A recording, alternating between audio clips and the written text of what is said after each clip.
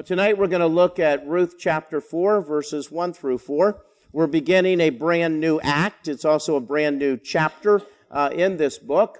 Act 1 goes back to chapter 1, and we entitled it Death and Emptiness.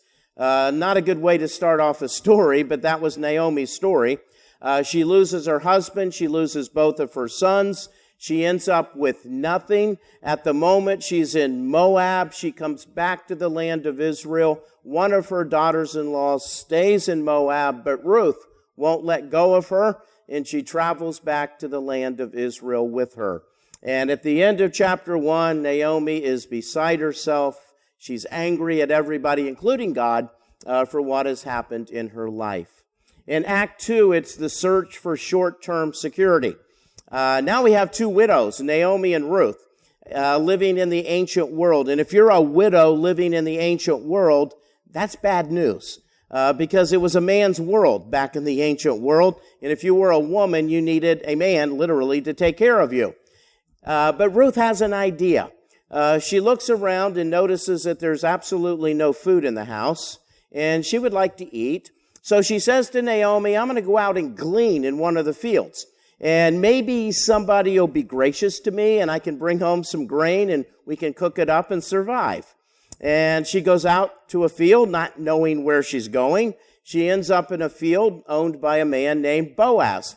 And Boaz happens to know her story and how kind she was to Naomi. So Boaz decides to be extra kind to Ruth, kind of returning the favor to her.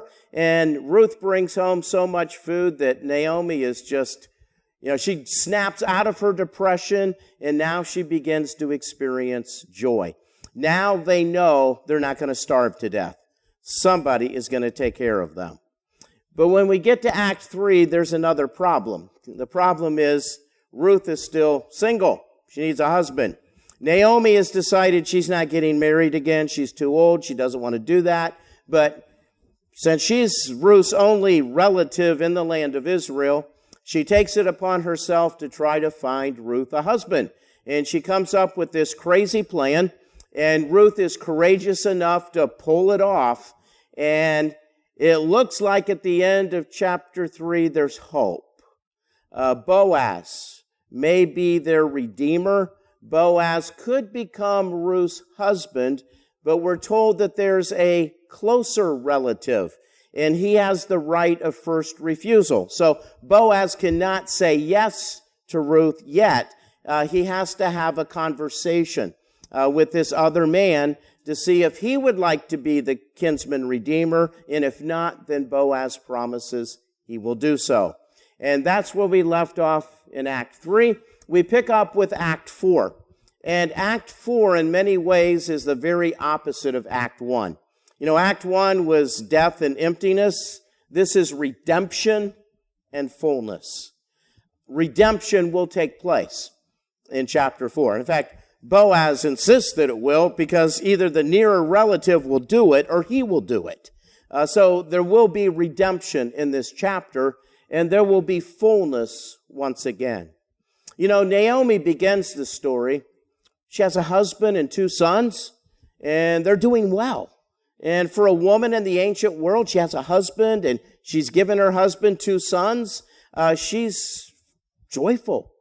She's very happy. But then she loses it all, and she's filled with despair. In fact, she tells people, don't call me Naomi, call me Mara, which means bitter. So she loses it all. But she's about to gain it all back again. There's going to be this sense in which her dignity and her honor will be restored. In fact, it will be restored in a way that's even beyond her own thinking. So fullness will come back into her life once again. And that's an incredible story. And it's often our story too. We may feel blessed, things are going well, but then things aren't going well, and God can restore what's taken away. And that's part of this story. Well, like every other act, Act 4 has 3 scenes. And I just barely introduced these the last time. In chapter 4, verses 1 through 12, the main characters are Boaz, the kinsman redeemer, and 10 elders who act as witnesses. The location is the town gate, and that's where Boaz goes to secure redemption, to figure out who will be the kinsman redeemer. Then in chapter 4, verses 13 through 17 is scene 2, and that involves Boaz, Ruth, Naomi, Obed, a new character, and the town's women. And this happens in the home of Boaz and Ruth, and Naomi and the women of the town have a dialogue. But it's kind of interesting because Naomi doesn't say a word in the dialogue. The women get to say what they need to say to Naomi. So at this point, Naomi doesn't speak again, but the women do. And then finally, it wraps up in scene 3. It's Boaz's extended family. It's basically a genealogy. And where that genealogy leads is rather incredible. It's the beginning of the royal line for the nation of Israel. So the actions of Ruth, Naomi, and Boaz not only bring redemption to a family, Elimelech's family, in essence, it brings redemption to the entire nation of Israel. If you've read the book of Judges, it's a horrible book. I mean, they do some really wicked stuff in the book of Judges, and the people are just far from God.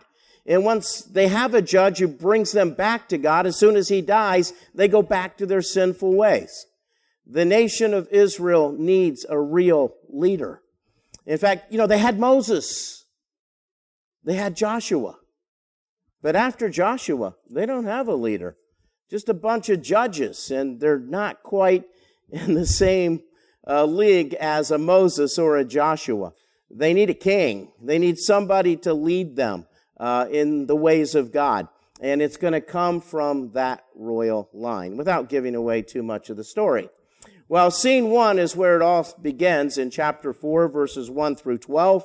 And Boaz is going to redeem at the town gate. Well, based upon what we know in Act 3, there's one thing that needs to happen. Boaz needs to meet up with this closer relative who might be oblivious to this whole thing. Boaz knows that he's a relative. He also knows that somebody's a closer relative. But we don't know what the closer relative knows. Does this guy know that Naomi's back in town and that he's first in line to be the redeemer? Because up to this point, he's done nothing for her. He's done nothing for Naomi and nothing for Ruth. Does he even know that he's the closest redeemer? Well, he's about to find out in chapter 4 because Boaz needs to find him and have a conversation with him. Now, Naomi has this incredible plan. Ruth pulls it off to perfection, but Boaz raises that one concern. I would love to do this, but there's somebody else who's first in line, and we have to let that person make their decision first. And that's what chapter 4 is going to be all about. Now, it's interesting that chapter 3 concludes with Naomi saying that Boaz will resolve the issue this day. I think Naomi, for being a widow, understood men pretty well. If a guy's got something in his head that he's got to do, he's not going to put it off. He's going to get it done as quickly as possible. He wants a resolution to this problem. And that's true of Boaz. Because chapter 4 begins with Boaz at the town gate trying to resolve the issue. Now, Boaz has just had more or less a sleepless night, especially when he wakes up at midnight and finds there's a woman in his tent. Chances are he didn't get much sleep the rest of the night. But even so, he doesn't go home and, sleep and take the day off. Now, he's going to try to resolve that issue that particular day. And so that's what chapter 4, Act 4 is all about. And we can divide this particular section, chapter 4, verses 1 through 12, into 4 segments. Boaz is going to prepare for court. He's going to show up for court and put the court together. Then there's going to be a report of the court proceedings. And really, the court proceedings is the dialogue between Boaz and the nearer, closer possible Redeemer. So they're going to dialogue. Then Boaz will give his response to the outcome, and then the public will give their reaction to the outcome as well. Well, with that in mind, let me point out one more thing before we read the text. It's interesting in this particular act that Naomi and Ruth are talked about, but they're not present. So here is this incredible court case, legal proceedings, that will determine Ruth's future, and she's not even there. She's back at home. And so it just kind of shows the patriarchal nature of this society, that the courtroom belongs to the men. And so Boaz will have to step forward and represent both Naomi and Ruth in the court proceedings. They're not going to be there to speak for themselves. So kind of interesting how that unfolds. You know, this whole book has been about Naomi, it's been about Ruth, and now we get to the conclusion. And the two women are at home. They're not even present at the main scene where this decision is going to be made. Well, let me read Ruth chapter 4, verses 1 through 4, and then we'll talk about those verses tonight. It begins in chapter 4, verse 1. Meanwhile, Boaz went up to the town gate and sat down there, just as the guardian redeemer he had mentioned came along. Boaz said, "Come over here, my friend, and sit down." So he went over and sat down. Boaz took 10 of the elders of the town and said, "Sit here," and they did so. Then he said to the guardian redeemer, "Naomi, who has come back from Moab, is selling the piece of land that belonged to our relative Elimelech. I thought I should bring the matter to your attention and suggest that you buy it in the presence of these seated here and in the presence of the elders of my people. If you will redeem it, do so. But if you will not, tell me so I will know. For no one has the right to do it, to redeem it, except you, and I am next in line. I will redeem it," he said.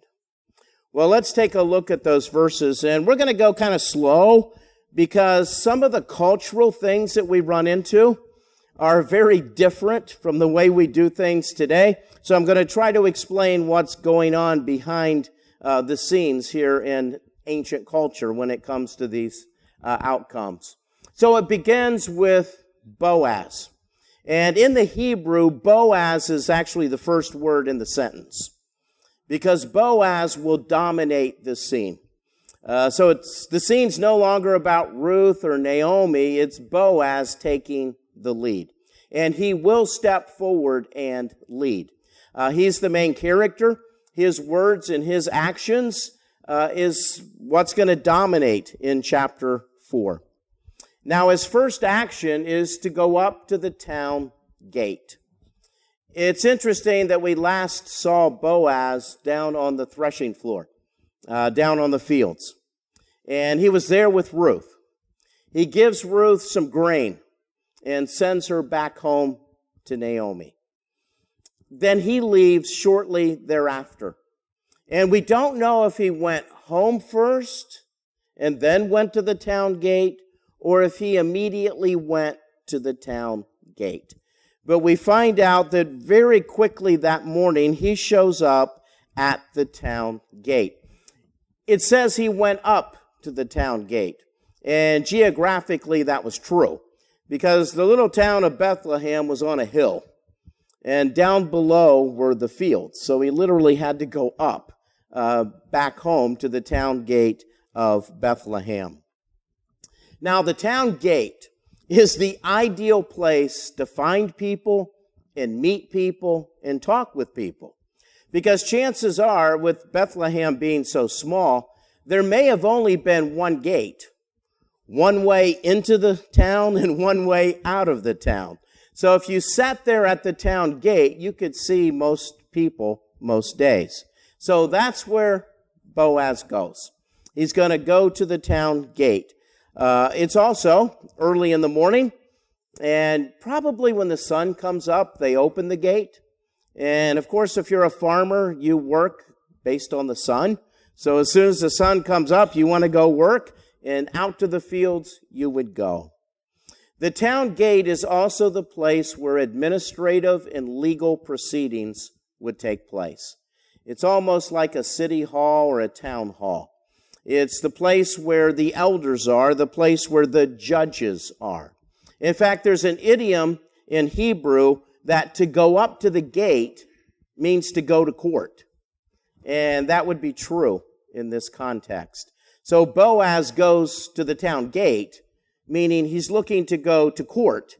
He's got to file some legal proceedings. He has to have a conversation with someone that's going to result in something that needs to be recorded by those in charge of the city.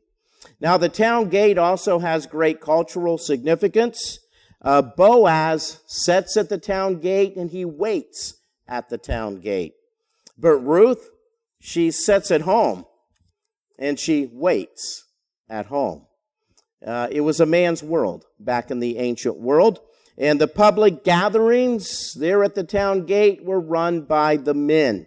The legal and administrative matters, well, they were run by the males in Bethlehem. So as Boaz is sitting there, looking around, he sees the nearer kinsman redeemer. He sees the man he's looking for. And at this point, we kind of look at things through Boaz's eyes as he's sitting there waiting for this man to come by, knowing that when he comes by, he's got to stop him, have a conversation with him, and however the conversation turns out, that's going to impact the rest of his life. So this is a huge matter for Boaz. You know, what's going to happen? How's this man going to respond? Because his decision is going to impact the rest of the life of Boaz. And you kind of get the idea. Okay, Boaz is sitting there, and at just the right moment, there goes the near relative. There goes the man that Boaz is looking for. It's almost like it's a coincidence. Remember back in chapter 2? Ruth goes gleaning. She has no idea where she's going. I mean, she's never been to Bethlehem before. Naomi doesn't go with her to guide her to a field that she thinks would be safe for her. Naomi just says, okay, just do whatever you want to do. And so Ruth, on her own, stumbles onto a field that's owned by Boaz. Coincidence. Have you ever had one of those moments where you haven't seen somebody in a long time or haven't heard from them in a long time, and all of a sudden one day, you know, their name just kind of pops into your head? You go, wow, I haven't seen that person in a long time. And before the day ends, they call you, they text you, you bump into them somewhere. You go, wow, what a coincidence. I was just thinking about you today. Now, normally I don't think about you every day, but I was thinking about you today, and, we've contacted each other. Well, some people call that a coincidence. Others may call that a divine appointment. I find it interesting in reading this story that God is not mentioned very often. In many ways it reminds me of the story of Esther, where God's not mentioned at all. Well, God's mentioned a few times in this book. In fact, I think God's mentioned most often when Naomi's mad at him. That's when he's mentioned most. But it's kind of left for the reader to understand this is not a coincidence. This is God putting the story together. This is God making sure that Boaz bumps into this guy at just the right time. And you may have had some of those situations in your life. Maybe you were looking for a job, and you happened to bump into somebody who knew of a job opening in that field that you're an expert in. And you go, wow, prayer answered. Or maybe you're looking for a car and you just can't find one, and somebody says something about, I've got a car for sale and I just want to get rid of the thing, and they mention what make of the car it is, and you go, wow, that's the car I'm looking for. And it comes together. It's amazing how God can put stories together. You may think, if you're married, how you met your spouse. May have appeared to be a coincidence, but it was a divine appointment. God put you together on purpose. God does those things. Somebody says, a coincidence is when God wants to remain anonymous. He's working behind the scenes, making sure it all works out. And we need to be aware of that. Well, Boaz notices the man, and he immediately gets down to business. He says to the man, come over here and sit down. 2 short commands. Come over here, have a seat. And those 2 short commands are going to change this man's life too. Because apparently he's going to hear something he's not aware of. And he's got a major life decision to make. 2 short commands changes the man's life. Now, it's also interesting that Boaz does not call the man by name. Or should I say, the narrator doesn't let Boaz call the man by name. Because this is the little village of Bethlehem. This man is a member of Boaz's clan, his family, extended family. Boaz has talked about him to Ruth. And as soon as Boaz sees him, he knows who he is. Boaz knows the man's name. But the narrator won't let Boaz call him by name. In fact, in the NIV, it says, come over here, my friend. Technically, in the Hebrew, it's so-and-so. Come over here, Mr. So-and-so. And in many ways, the narrator's letting us know Boaz knows the man's name. Perhaps the writer knows the man's name as well, but his name will not be spoken in this book. So we don't know what to call this man other than the potential guardian redeemer. His name is not mentioned. Why? Well, it could be to protect him. This man's got a decision to make. And some other people may not agree with his decision. And if his name is mentioned, well, everybody's going to know. And if his name is mentioned, well, if he has children and grandchildren, they're connected to him, and, people may say something to them as well. So the man's reputation could get ruined. And so the writer decides, my friend or Mr. So-and-so is going to be his name in this particular story. Well, he tells the man to sit down, and chances are he was sitting in some kind of situation where it's a legal proceeding. Because in the next verse, Boaz takes 10 of the elders of the town. Now, it could be that these elders were on their way out of the city gate or the town gate, and Boaz stops them and asks them to stay. Or it's more probable that these 10 elders were on duty that day. So if anybody has a legal proceeding, anybody has a court case, anybody needs something that could be advice or a judgment on something, they are there representing the town to give the judgment. So apparently Boaz is able to not only gather the nearer redeemer, but also the elders as well. And once he gathers them, now we have an official court case. We've got Boaz and the man, and we have the 10 witnesses. And if there's a judgment that needs to be made, well, the 10 elders can make that judgment. If there's an agreement that's made, the 10 elders can witness that and record that so that it's in the town records. So this becomes very official at this point. As a small town, it was normal to have the elders at the town gate. That's where all the legal stuff would take place, the administrative things. They were involved in governing the people, making judgments, giving advice, dealing with outsiders. That was part of what they do. So any legal issue, any social issue, any religious issue would come before these elders at the gate. And Deuteronomy chapter 22 mentions these elders at the gate. So that's how they did things back in the ancient world.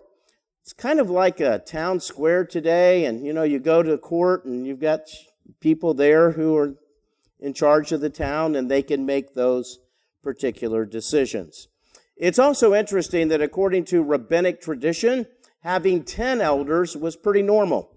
So that's pretty much what you would need is 10 elders, which I'm not sure what happens if 5 say yes and 5 say no, or if there's a disagreement. I always say if it's split 5-5, somebody needs to pray. In fact, all of you need to pray, because God's not divided. God's going to give one answer, not two. So why don't we pray and resolve this thing that way? So he tells them to sit there, and court is about to begin. So verses 3-8 will be the report that comes out of this proceeding. And really, it's the dialogue that takes place between this man and Boaz. And Boaz is trying to solve 3 issues. The first one is there's some land that Elimelech owns. And apparently he didn't sell it before he left for Moab. I don't think Elimelech really wanted to stay 10 years in Moab. Apparently he liked it there, and that's why he stayed for so long. I think he was probably thinking, the famine will last a year, I'll be back next year. But that's not how it turned out. So the land, there has to be an issue. It's got to be redeemed. Second is Elimelech's name, which at this point, his name is pretty much done. If you trace the family line, there's going to be a big stop sign. Because there's Elimelech, his 2 sons, and then there's nobody to pass things on to. So unless somebody steps in and redeems the family name and the family line, it's going to stop right there. And that's not what the Jewish people wanted to see happen. And then there's Naomi. Somebody's got to take care of Naomi. Now, so far, Boaz is doing that unofficially, just out of his goodness of his heart, but officially somebody has to take care of Naomi. So that's the case. That's what he wants to resolve. And in verse 3, again, the guardian redeemer is not named. He is simply called the guardian redeemer. And it could be that this man really doesn't know the story, which in many ways is difficult to believe, because if the man is married, certainly his wife would have told him Naomi's story. The women all gather, at the town square and, chit-chat. Certainly, if he was married, the wife knows the story and would have told her husband. But maybe he just didn't put 2 and 2 together. Maybe he hasn't figured out that he is the guardian redeemer. Or maybe he's just not all that interested. Not sure. Boaz knows the whole thing, but this man seems to know nothing. And when Boaz tells him the story, he goes back to the beginning. And he says, Naomi, who has come back from Moab, is selling the piece of land that belonged to our relative Elimelech. So, both Boaz and this guardian redeemer are both related to Elimelech. And the guardian redeemer is more closely related to Elimelech than Boaz is. So that's why this is so important for both of them. So, he mentions that Naomi is selling a piece of land. This is the first time in the book that land has been mentioned. And as the reader of this book, you're going, land? Why are we talking about land? Chapter 3 ends with, who's going to marry Ruth? That's the big cliffhanger. Who cares about land? Who's going to be the groom? That's what we really want to know. But Boaz starts out and doesn't even mention Ruth. He mentions land. So, Elimelech owned land. Elimelech had been gone for 10 years, which raises a question: what happened in the last 10 years? Did the land just, lie fallow? Nobody worked the land? Weeds have now owned the land? Is that what happened? Or when the famine ended, did some of the family members look around and say, "Where's Elimelech? Oh, he hasn't returned. Well, we'll just help ourselves to his land. He's not using it. He's not here. We're going to keep it up for him, and whatever, crops we have, we're going to have the profits." So did family work the land in his absence, or did the land just kind of go to waste? We really don't know. There's another issue, and that's this idea that she's selling the land.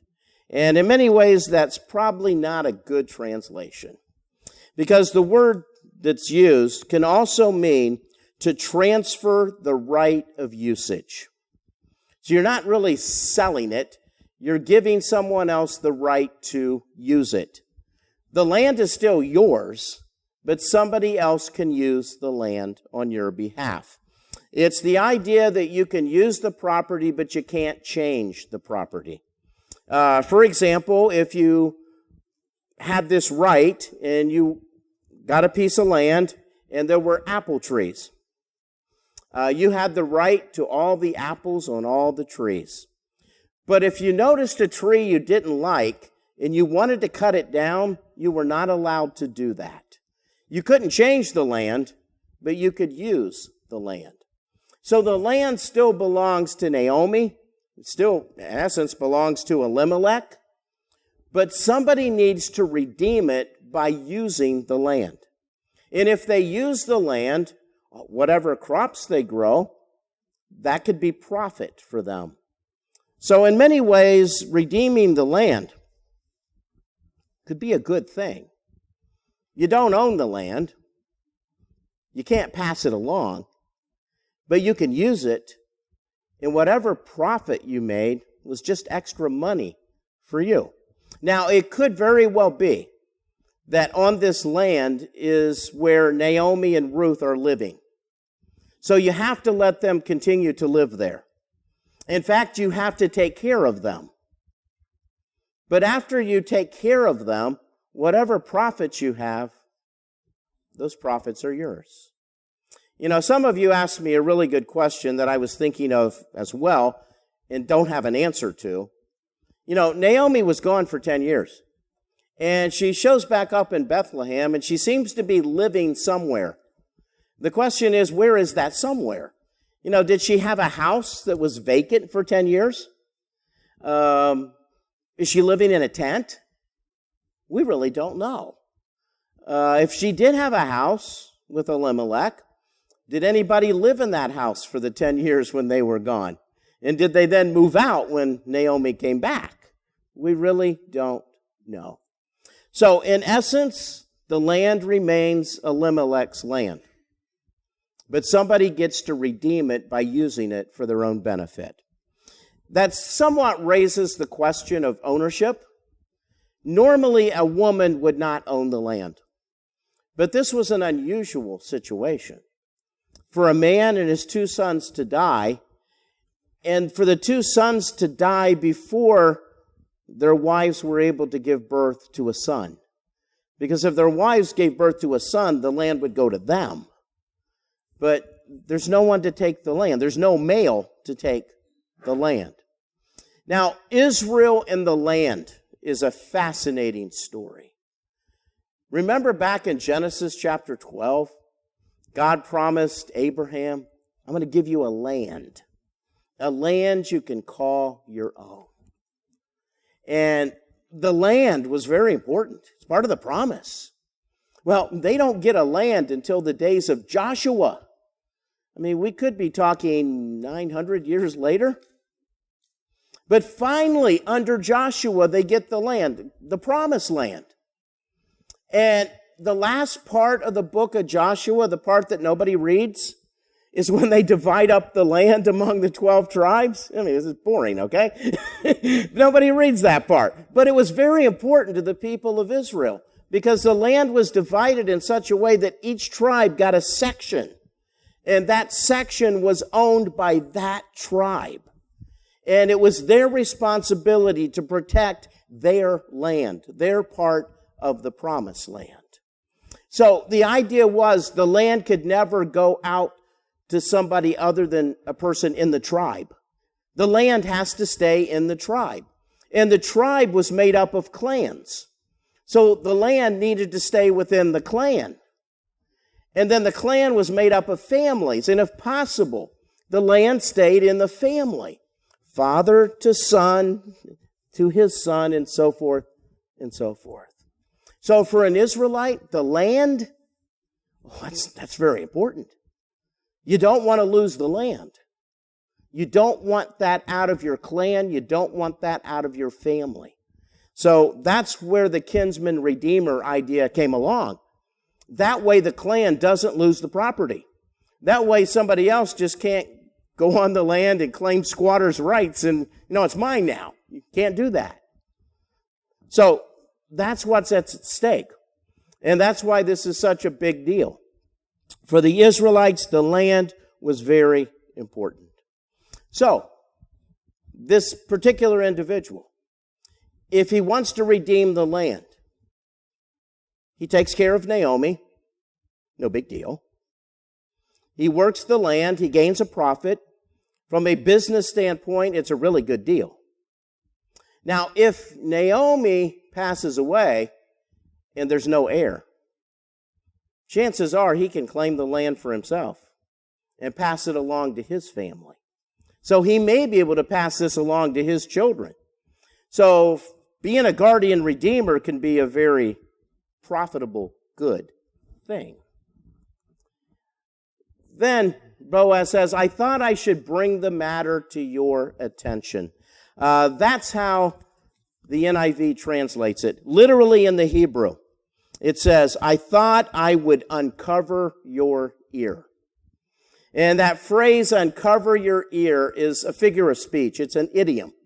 It literally means, you've got kind of hair on your ear, and I'm going to move the hair away from your ear, and I'm going to whisper something important into your ear. Which means, basically, I'm going to bring something to your attention. I'm going to give you some information, some confidential information, some important information. And the NIV translated it, I'm going to bring the matter to your attention. So this is a big issue. And apparently, the other kinsman redeemer doesn't know about this. Or at least Boaz is treating him as if he doesn't know about this. So, he goes on to say, I'm going to bring this matter to your attention and suggest that you buy it. Well, actually, he's not going to buy it. He's going to acquire it. He's going to take possession of it. He's not going to pay for it. He's simply going to use it. And he's going to redeem it. It stays Naomi's. He's going to use it.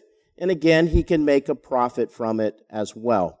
So the land is being transferred to him. And then it says, I want you to buy it in the presence of these seated here and in the presence of the elders of the people. And the question is, those seated there, is he talking about the elders or is he talking about a different group? Well, some people think that these other people happen to be those who happen to be walking around. Oh, there's a court case going on. So they kind of sat down and eavesdrop, small town. Got to know what the news is. Didn't have newspapers back then. So you just kind of had to hang out and figure out what the news is on your own. So is he talking about just bystanders, citizens who happen to be hanging out? The problem is this area was fairly small. And if you were just hanging out, chances are you were not seated, you were standing. So most scholars think that those who are seated there is just another reference to the elders. Because Boaz did tell them to have a seat, and they did. So, again, you need to tell this in front of the elders, which makes sense. You know, if you're going to redeem this, you've got to let the elders know so they can record it in the town records so that if somebody asks, what are you doing out on this, Naomi's field, they'll know that, you've redeemed it and you have a right to be there now. And these elders have to record that information. So this is official business. And if you will redeem it, do so. So he has to make this legal transaction.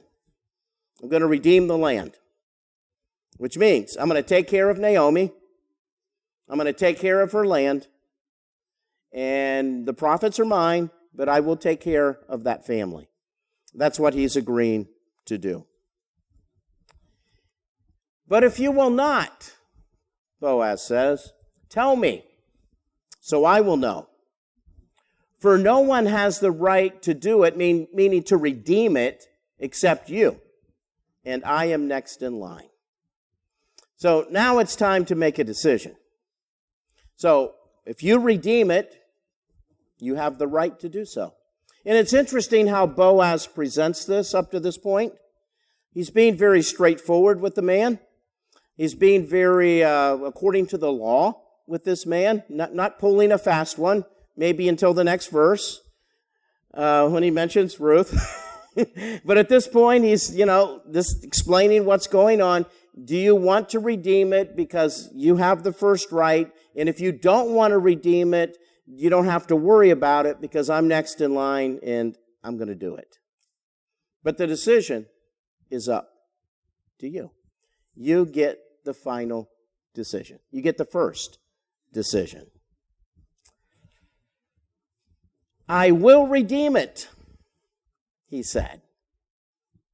And I remember in reading this story the first time, when I read that verse, I'm thinking, you can't do that. Because if you redeem it, you're going to mess up this whole story. I mean, based on chapter 3, Boaz and Ruth have to get together. I mean, that has to be the way the story ends.